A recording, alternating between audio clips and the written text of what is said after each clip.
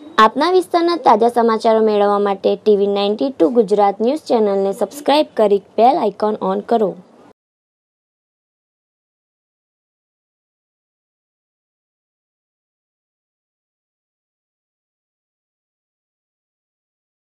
થરાદના તબીબે 50 પથરીઓ કાઢી મહિલાને નવજીવન બક્ષ્યું। છેલ્લા 5 વર્ષથી પીડા સહન કરી ફયે જતી રાજસ્થાનની એક મહિલાની પેશાબની થેળીમાંથી થરાદના તબીબે પથરીઓ કાઢવામાં સફળતા મેળવી હતી।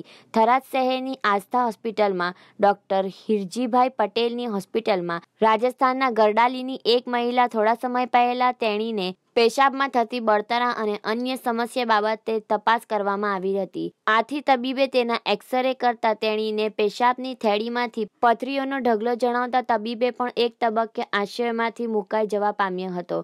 આખરે હોસ્પિટલમાં ડોક્ટર એ ખાન અને સ્ટાફ દ્વારા આશરે 1 કલાકની જહેમત ભર્યું ઓપરેશન હાથ ધરવામાં આવ્યું હતું, જેમાં મહિલાના શરીરમાંથી એક પછી એક 50 જેટલી પથરીઓ બહાર કાઢીને મહિલાને નવજીવન બક્ષ્યું હતું।